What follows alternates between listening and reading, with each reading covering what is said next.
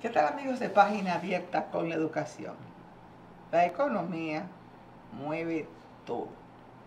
Definitivamente, hasta la diversión, la tranquilidad, la salud. No hay un aspecto de la vida que no esté permeado por la economía. Por eso, pues me siento muy complacida de compartir con un economista, con un profesor, con un doctor en economía, con un profesor de la Universidad Autónoma de Santo Domingo, con alguien que conozco también, pero en otro aspecto que él desconoce que yo sé. Y es que es articulista de un diario de San Juan de la Maguana donde enseña, donde es profesor. Me refiero al diario digital barrigaverde.com. Allí me encuentro con los artículos de Irán Sánchez. Y también pues me siento complacida porque es parte del Ministerio de Economía y Desarrollo. Y a través de las redes sociales también veo que es muy activo y participa en muchos programas en Santo Domingo y sobre todo en el interior del país. Te presenté de acuerdo a lo que eres, Irán Sánchez. Muchas gracias, Diana, por la invitación a tu público. También un saludo. Bueno, aquí estamos para responder las preguntas que nos puedas formular. Yo quiero que tú, para nadie es un secreto que realmente el Estado Dominicano y el gobierno de turno pues realmente no está en el momento más idóneo para poder implementar sus proyectos, para hacer cosas. Realmente las economías de todos los países del mundo se han visto lesionadas sustancialmente y República Dominicana no podía ser la excepción. Pero desde el Ministerio de Economía, ¿qué medidas ustedes están tomando para subsanar esta crisis sanitaria que ha degenerado a nivel internacional en una crisis económica? Bueno, en primer lugar, sí, en efecto, así es. Esta pandemia, que es de carácter universal, global, pues ha afectado prácticamente todas las economías del mundo. Pero en lo que respecta a la República Dominicana en términos particulares, y desde el punto de vista de lo que es el ministerio, tenemos que saber que el ministerio tiene el renglón de lo que es la inversión pública.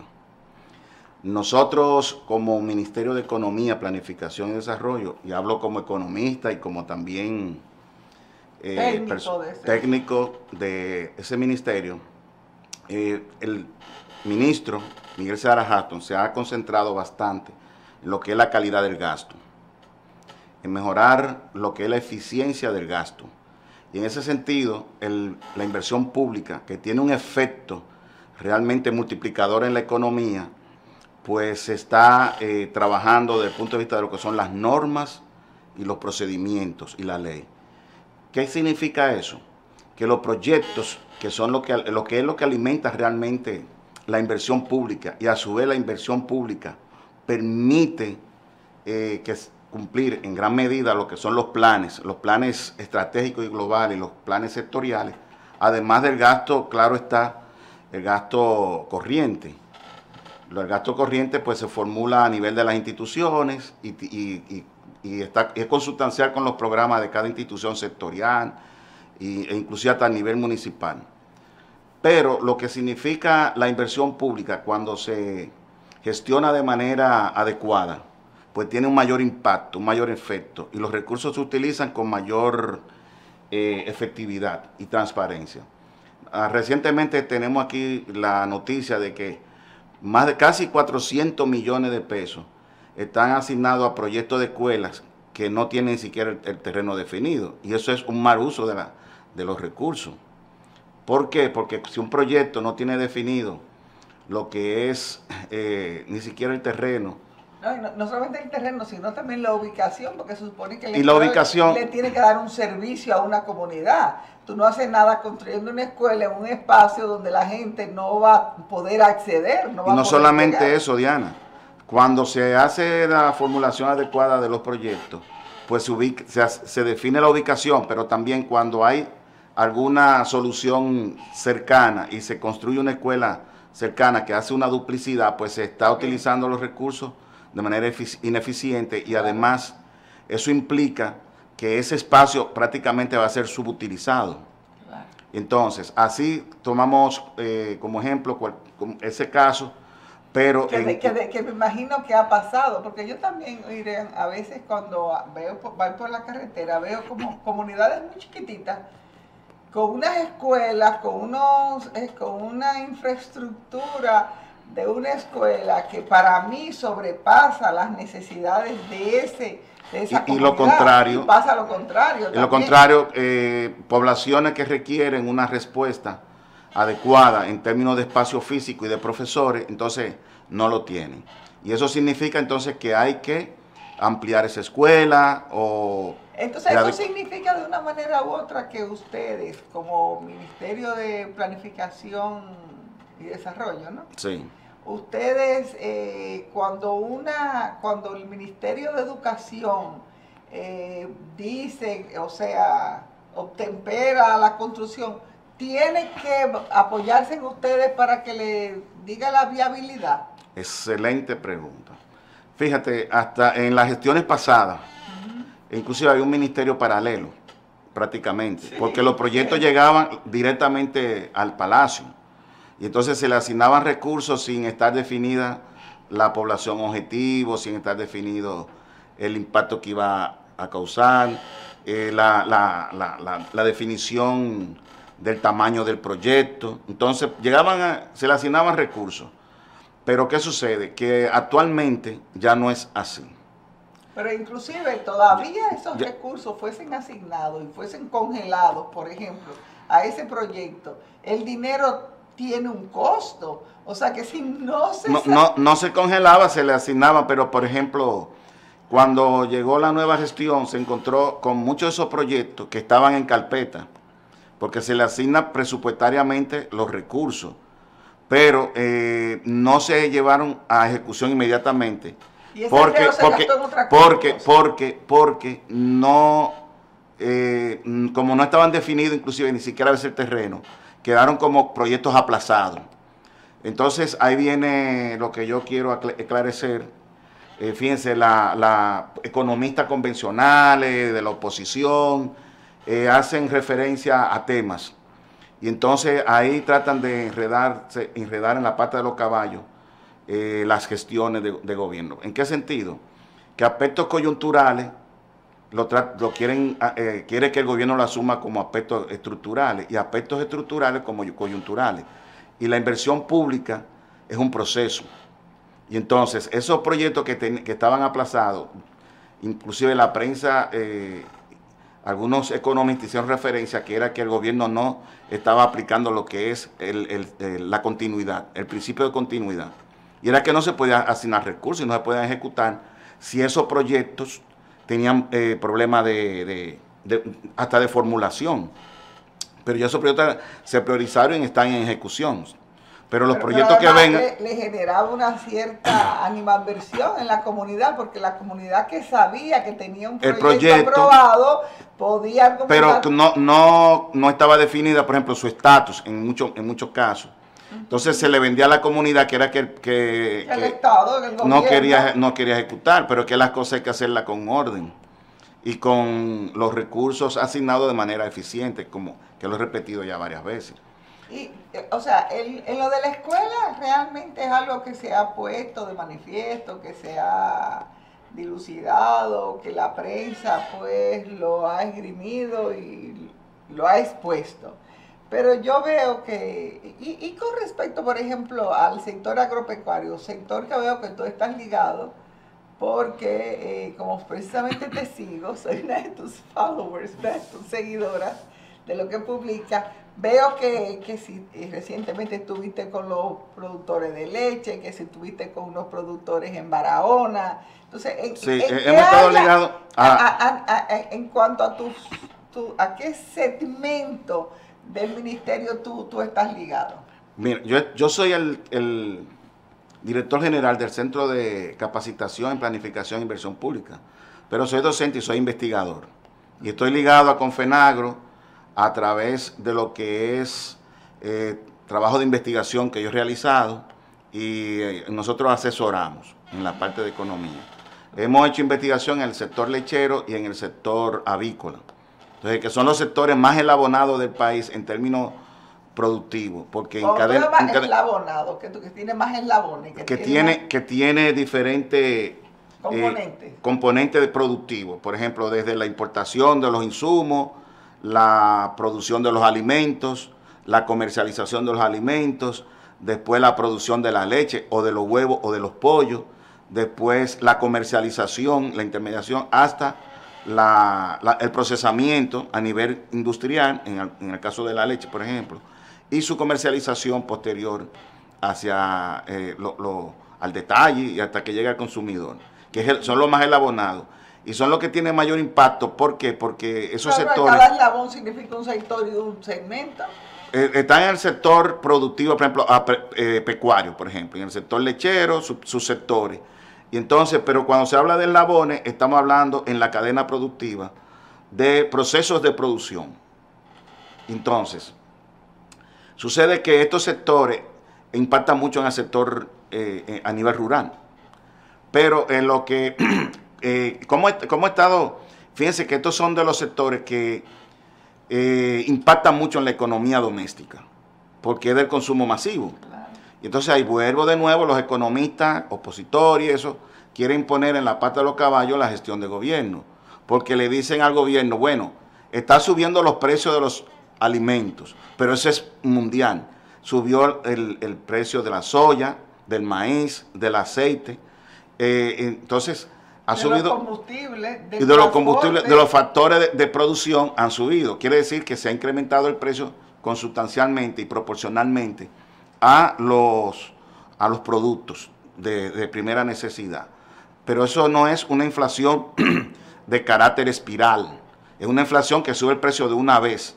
Entonces los economistas quieren como envolver a la gente, queriéndole decir que el aumento de los precios es una escalada de precios en espiral, una hiperinflación, ¿no? Eso se ha dado en todos los países. Y la perspectiva es, según lo que hemos leído a nivel internacional, que en la misma inflación en los Estados Unidos, que lo ha afectado también un país desarrollado, la inflación va en el 2022 posiblemente va ya a reducirse, producto de que posiblemente los precios se adecúen a la nueva posibilidad de capacidad de producción y de generación de los insumos, de producción de insumos a los niveles que estaban antes. O sea que si bien es cierto que... yo quiero decir a los niveles que estaban antes porque la oferta bajó. Recuérdese que con la pandemia toda la producción mundial prácticamente se disminuyó. Entonces cuando comienza a reactivar la economía, la demanda era muy superior a la oferta. Y la oferta, para darle respuesta a esa demanda, lo hace de manera paulatina. Muchos de los contenedores se dislocaron y se reubicaron en diferentes sitios. Y recordemos lo del canal de Suez.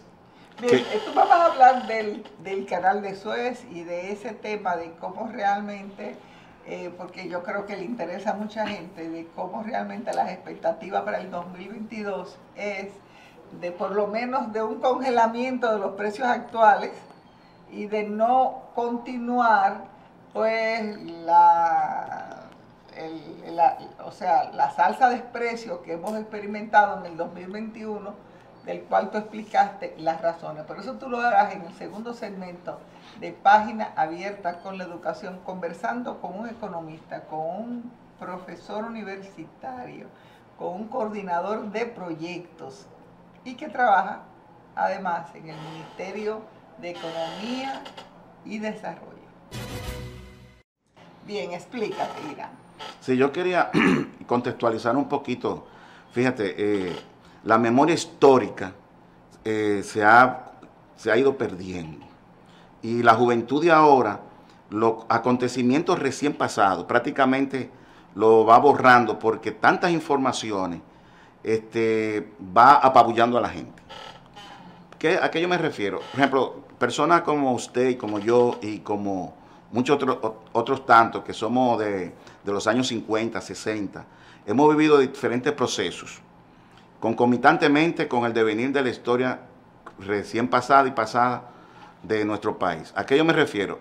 La crisis, por ejemplo, del 73 del petróleo a nivel mundial afectó al mundo, aunque aquí, por la vinculación a nivel del comercio, realmente no fuimos afectados, pero sí en el pero sí había un anuncio, Irán, que decía: dominicano, el azúcar es tu petróleo, no lo desperdicies. Quería que no consumiéramos azúcar, para que el azúcar que no se consumiera pudiese exportarse y con eso comprarse los combustibles que se habían disparado. Recuérdense que los precios del azúcar estaban altos. Alto, incluso nosotros fuimos hasta superavitario en términos de la balanza comercial.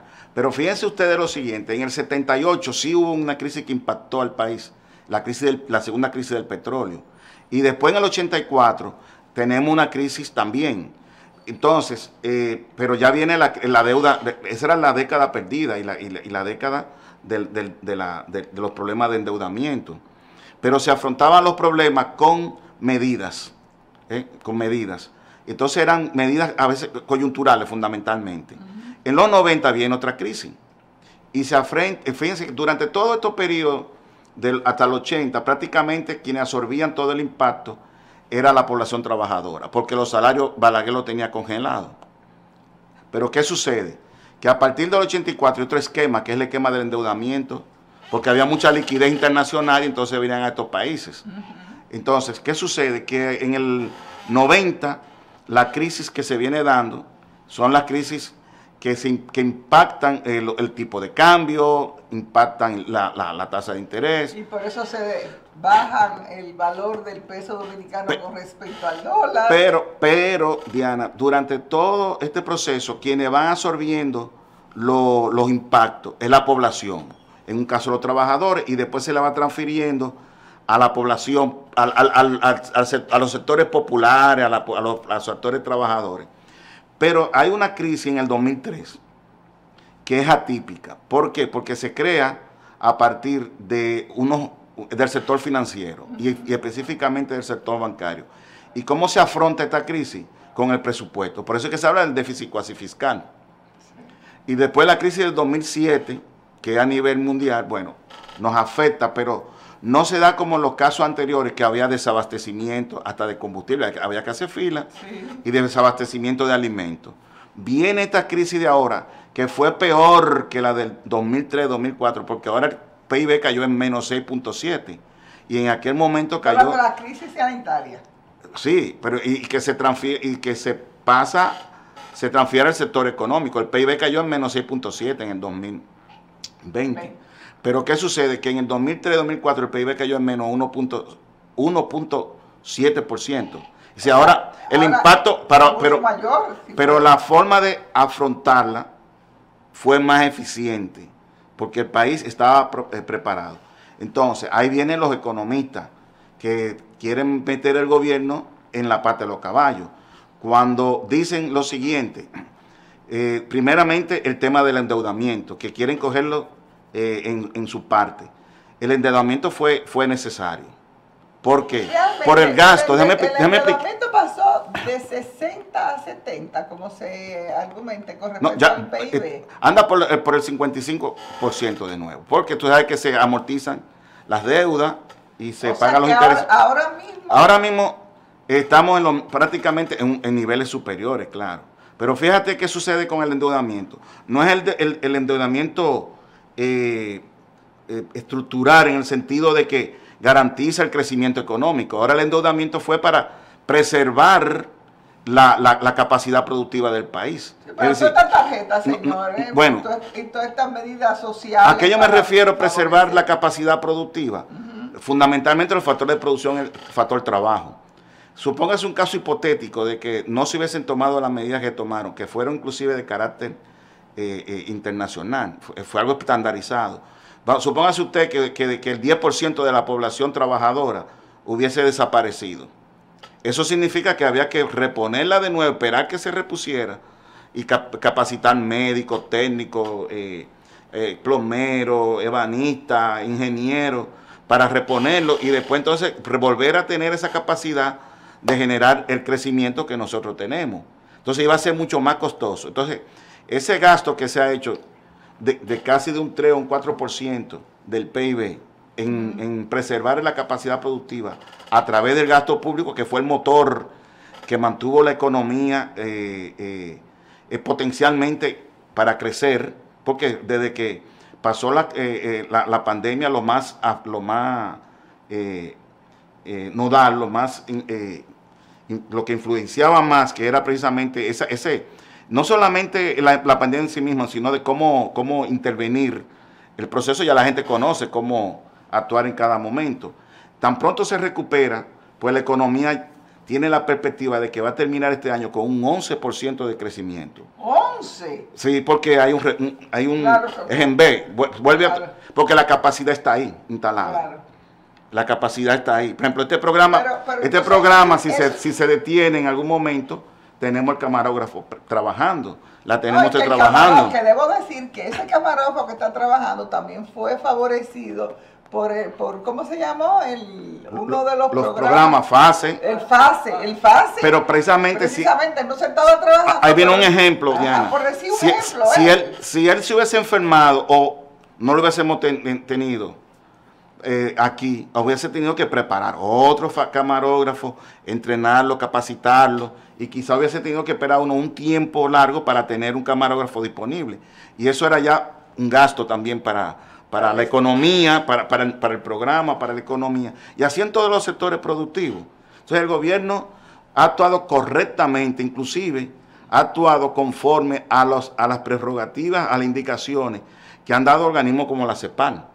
Inclusive los impuestos que en algún momento se habló inicialmente de que se iban a imponer, no fue una improvisación del gobierno, estaba en los manuales, estaba en los estudios de la CEPAL, y esos economistas lo saben. Pero ¿qué sucede? Hay momentos políticos. Entonces, por ejemplo, lo de la reforma no se puede ahora tratar como algo coyuntural, lo de la reforma fiscal me refiero, sino que eso es un proceso y eso requiere... Fue pospuesto precisamente porque no se entendió que no estaban las condiciones idóneas, aun cuando fueran Pero los economistas sabiendo, ciertos economistas sabiendo que no era el momento propicio en términos políticos, fundamentalmente, querían forzar para precisamente crear esa incertidumbre que se había generado en épocas anteriores cuando los gobiernos tenían que tomar medidas para contrarrestar las crisis. Entonces querían como envolver al gobierno en un manto en el cual no pudiera visualizar los efectos, pero sucede que los economistas también que están en el gobierno son personas muy duchas, es decir, personas que ya han vivido todas las experiencias acumuladas. Ya no, la economía no se manejan como se manejaban antes, que los déficits era emitiendo dinero, es decir, quien dinero pagaba inorgánico, lo llamado dinero inorgánico. O sea, que se metía más pesos y había mucho más circulante. Entonces eso también generaba en inflación. Ya no se maneja así, ya se maneja inclusive con lo que le llaman las metas inflacionarias. Y a nivel internacional... O sea, metas inflacionarias, y nosotros sabemos que va a haber una inflación, porque hay una... Manejada, de un 4 a un 5%. Entonces... ¿Y realmente la inflación anda por esos niveles, un 4 o un 5%? No, se incrementó, lógico, eso dijimos ahorita. Anda por un 7%, un 8%. Okay. La inflación, pero que son inflaciones de una vez, como le llaman, una vez. No son en espiral, no son hiperinflación. No son que no son que ese 7%, entonces viene una del 4, pero 4 del 7 significa que sube más y que sube más. Sí, exacto, como una bola de nieve. Ya no sucede porque la misma espiral. O sea que tú crees que los niveles inflacionarios que teníamos que llegar producto de la crisis más o menos están, digamos, congelados. O por lo menos... No es congelado, es que se incrementaron. Inclusive, por ejemplo, en el sector avícola hay una producción significativa y los productores están cómodos. Los productores de, por ejemplo, avícola, porque yo tengo amigos que producen y son profesores de la UAS y tienen una buena producción. Por ejemplo, Franjul, Adelino Franjul, que en Baní, y él es genetista, él produce pollo científicamente, porque él estudió en Estados Unidos genética y sabe de producción animal. Entonces, él maneja los costos porque él procesa los alimentos. Entonces, él conoce bien el sector y él es muy eficiente. Claro, no es de los grandes productores, pero sí maneja bien toda la parte productiva de toda la. Entonces, él me ha manifestado que está cómodo el sector. Quiere decir que va a haber alimentos. Entonces, por ahí voy. Una de las formas de enfrentar esta crisis inflacionaria es consumir lo nuestro.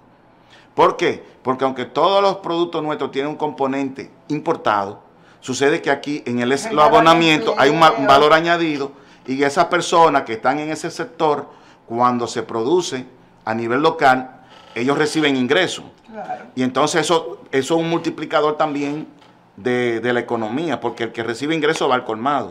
Y el colmado entonces compra productos. El colmado compra casa, compra exacto, y entonces se dinamiza la economía.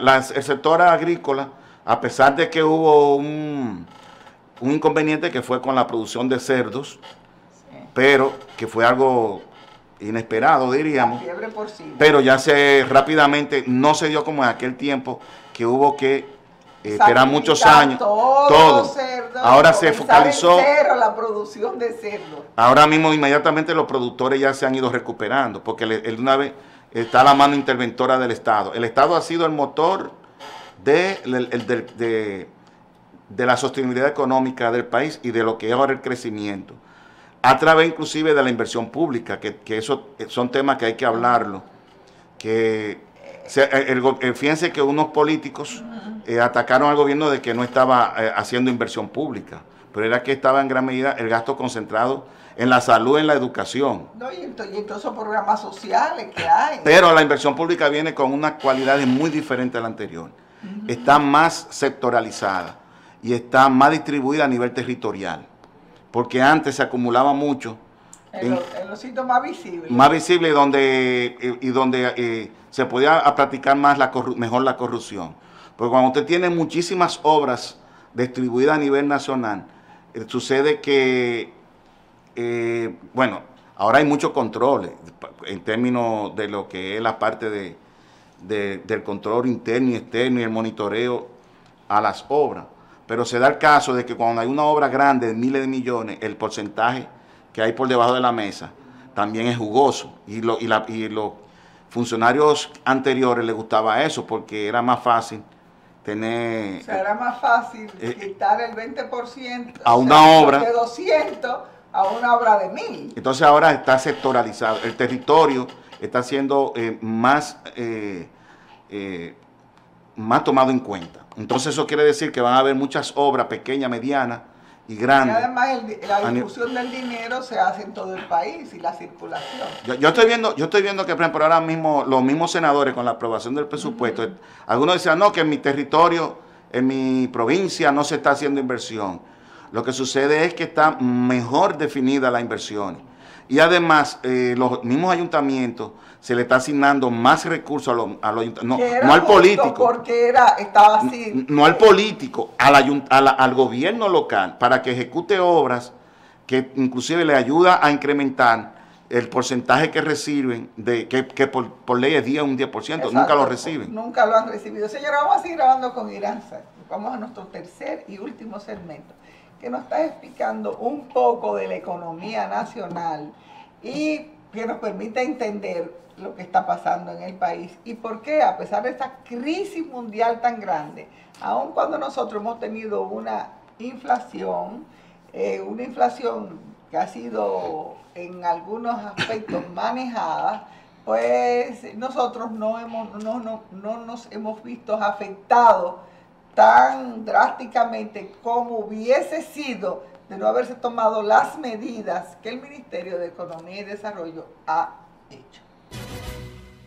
Irán, hablando de pollos y huevos y todo, siempre se había hablado de que, bueno, cuando en Haití había una crisis, en República Dominicana teníamos crisis porque gran parte de nuestra producción se exportaba a Haití. Ahora, ese tema, no sé si es que la producción nacional se está dirigiendo sobre todo al consumo nacional, pero como que ese tema no se está esgrimiendo. Y en Haití sí hay una crisis más grande que nunca para que los productos pues, puedan ser distribuidos por razones que no vienen al caso explicar aquí, pero que todo el mundo sabe.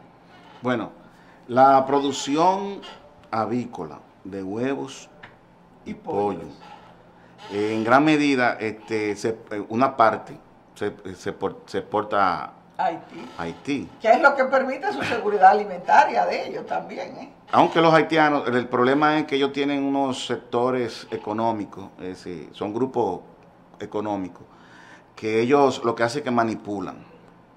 ¿Por qué? Porque ellos comercializan también con Brasil. Y fíjense ustedes que cuando se le puso traba a la exportación desde aquí a través de territorio, era precisamente porque ellos tenían oferta de productores de alimentos de Brasil y otros países. Es el ajedrez político, el juego político, donde utilizan la población.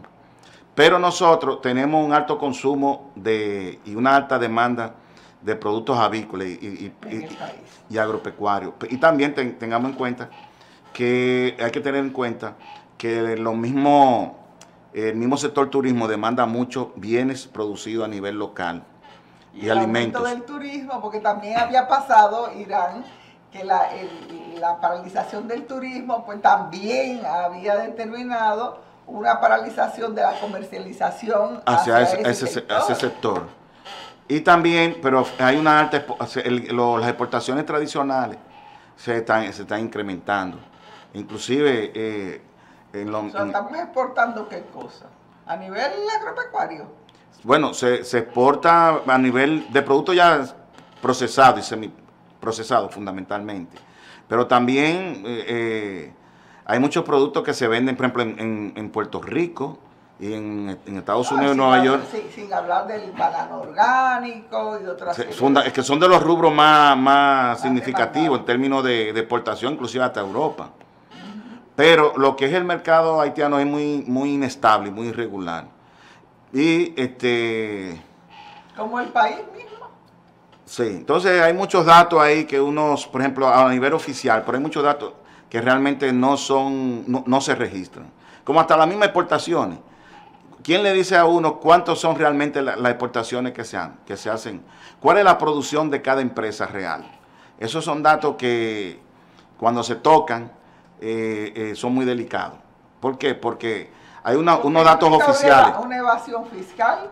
Hay una evasión fiscal, en otras palabras. Entonces, una evasión fiscal significa que no se conocen los costos y a veces no se conoce realmente el volumen de la producción en cada sector y no se conoce realmente los volúmenes de exportación y de comercialización con Haití. En el caso de Haití es más fácil porque es terrestre, pero yo me imagino que en el caso de las exportaciones que son pero hay mucha gente hay personas que se convierten cuando una persona pasa de este lado y lleva productos para allá y no pasa por el control de aduana porque no paga impuestos ni nada, y son miles de personas. Eso es una exportación que no se registra. Claro, si yo me llevo 2 sacos, como toda esa gente que uno lo ve cargando, esa gente está exportando. Es el país está exportando. Lo único que la aduana no está percibiendo ingresos. Claro. Y entonces, ¿dónde se registra eso? No se registra en ningún sitio. Entonces hay que hablar las cosas como es. Entonces realmente el dinamismo de la economía dominicana es bastante elevado. Porque hay sectores informales. El sector informal laboral está en un 54%. Aumentó en un 58%. Pero, redonda realmente en un 54%, que es bastante elevado, la informalidad. Y eso también eso significa evasión de impuestos. Bueno, no evasión de impuestos porque ellos tienen que ir a comprar y al comprar pues pagan ITEVI y no sé impuestos. Pero no impuestos sobre la renta. Exactamente, si es un sector que no está en la formalidad y por lo tanto no paga impuestos. El asunto es irlo formalizando, al estilo como se hizo ahora en la Duarte con París, que se agarró a los buhoneros y se les dio un espacio físico para que ellos puedan comercializar sus productos de manera adecuada. Esa persona, lo más probable es que lo formalicen y que después ellos tengan inclusive que por esos espacios pagar tarifas que los recibe el ayuntamiento, que no son impuestos. Una cosa es la tarifa, una cosa son los impuestos, pero se van formalizando y van contribuyendo de alguna manera a la economía, al fisco. A la formalidad de la economía. Claro, lógico. ¿Cómo tú vislumbras ese 2022 que todo el mundo pues tiene esperanzas de que sea mejor? Miren, lo del mejor está en cada uno de nosotros, en reactivar la economía familiar, fundamentalmente, y generar empleo de calidad. Ya se recuperó más de 300,000 empleos. La zona franca han crecido más de un 10%. Y inclusive las zonas francas se mantuvieron en gran medida produciendo. Pero ahora hay una reactivación y además nuevas inversiones. El sector turismo apunta a que hay recuperación. Inclusive ya se recuperó en gran medida los niveles de vuelo de los últimos años. Es decir, más de 500,000 de turistas llegaron en el último trimestre. Entonces, está el sector zona franca, está el sector turismo y la inversión pública del gobierno que impacta mucho en la economía por el efecto multiplicador, pues está trabajando fuertemente. Lo que hay que agilizar sí en la inversión pública es los mecanismos de ejecución del presupuesto. ¿Por qué? Porque se van acumulando las obras, se van poniendo en la carpeta, pero eso lleva un proceso. Y el gobierno, el presidente ha dicho que quiere transparencia, que las cosas se hagan bien. Como dice Napoleón, víteme despacio que voy deprisa. Pero hay que crear mecanismos de controles que agilicen, y eso se está en eso, la ejecución de la inversión. ¿Para qué? Para que llegue rápidamente a las localidades, a los sectores, inclusive se dinamice aún más la economía. El sector privado está haciendo lo propio, las inversiones. Entonces es momento de que los espacios, los nichos se vayan adecuando y ocupando.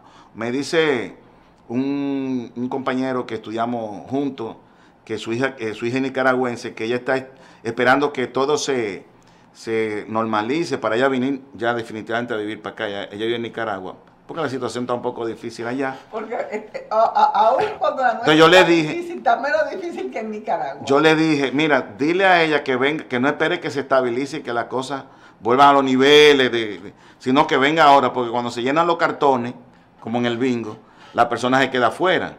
Entonces, lo que hay que aprovechar los momentos en el cual hay crecimiento, hay desarrollo, para que entonces uno ir ubicándose. El que espera que después que los cartones estén llenos, entonces después dice, bueno, pero me quedé fuera. Bueno, entonces tiene usted que ser creativo para usted crear capacidades individuales y tener y ocupar un nicho en la economía. Irán, realmente. Y la economía halagüeña, miren, hay un indicador que hay que decirlo. Yo ayer tuve que salir de emergencia a las 2:30 de la noche. Y en la Máximo Gómez había un tapón grandísimo, a las 2:30 de la noche. Entonces, yo he ido 2 o 3 veces ahí a Sosúa. Y la playa de Sosúa, ahí te estoy diciendo en los últimos meses, yo veo hasta 100 guaguas turísticas de por ahí. Yo he contado casi 100 vehículos entre guaguas. Entonces la gente está, claro, eso es reponiéndose de todo el confinamiento, pues la gente está saliendo. Pero y además que estamos hablando en un momento en que hay mucho mayor circulación. La gente tiene que salir, entonces, la gente tiene que salir, es verdad. Pero cuando uno ve ese movimiento vehicular, uno dice, bueno, la gente se queja de que la gasolina está cara, de que todo está caro, pero entonces todo el mundo está en el medio.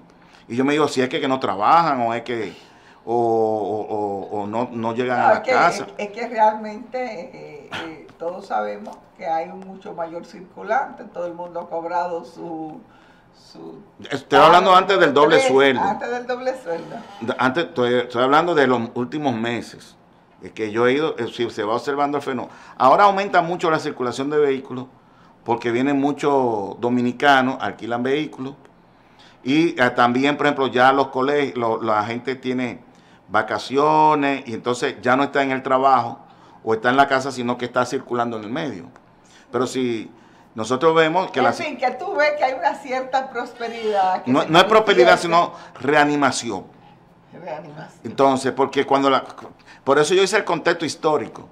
que lo vamos borrando. Toda esa crisis que nosotros vivimos, que usted la conoce, yo la conozco, que inclusive había que hacer fila larga para abastecerse de combustible, desaparecía el azúcar, desaparecía el pan, el plátano desaparecía. Es decir, había desabastecimiento, ahora no ha habido desabastecimiento. Los supermercados durante la pandemia estuvieron todo vendiendo todos los días. Es decir, los supermercados no se desabastecen. O sea que la gente podría argumentar que algunos rubros han subido de precio, y es cierto, algunos rubros, no todos, pero algunos sí lo han hecho, pero sin que eso signifique que usted no lo pueda comprar, usted lo puede comprar. Dentro de la canasta, cuando uno hace la canasta familiar básica, ya uno puede decir que inclusive hasta los juegos electrónicos y todo eso ya prácticamente forma parte de la canasta. Pero ¿qué sucede? En un momento de crisis usted prioriza lo básico, que son los alimentos. Pero no, la gente sigue pagando el Netflix, hablando muchísimo por teléfono, quiere seguir como que son parte de la vida ya y de la nueva generación. Pero uno tiene que priorizar y entonces vamos a consumir lo nuestro. Si consumimos lo nuestro, entonces ya nosotros vamos afrontando. Ok, pero consumir lo nuestro significa, Irán, que realmente se están tomando las previsiones para que la producción agropecuaria y pecuaria, o sea, la producción de productos alimenticios, ya sea animal, pollo, carne, cerdo. Ya está bien industrializado. Y viene industrializado y también vegetales y granos. ¿Está realmente el gobierno haciendo los esfuerzos para que esos productos sean dominicanos? Bueno, ahí voy. En gran medida, los productos tienen un componente importado. Sí. Pero el valor añadido, como dije, en la cadena, el trabajo, como el trabajo del obrero y de las personas. De lo que siembran, de lo que recolectan, de lo que transportan. Son factores de producción local. Y eso se añade al producto. Pero eso se está haciendo un esfuerzo muy importante para que eso se incremente y para que no tengamos... Lógico, a través de el gobierno, la política que complementa es a través del crédito, por ejemplo, de procesos de comercialización. Pero, por ejemplo, lo que plantean algunos y que para detener el alza de los precios y que controle de precios, ellos saben, esas personas saben, que eso nunca ha funcionado. Que no. Hay un libro que dice 4.000 años de control de precios y en ningún sitio, ni siquiera en los países socialistas. En Cuba ahora hay incremento de precios y los precios son manejados a nivel de la planificación. Bueno, señora, hablar con Irán significa que tenemos tema para pasarnos 3 días, pero este programa es de un tiempo definido. Creo que va a tener que venir dentro de un poco, en el año que viene, próximo. Yo siempre estoy a su disposición. Bueno, gracias, Irán. Señores, y será hasta una nueva ocasión en que podré compartir con ustedes.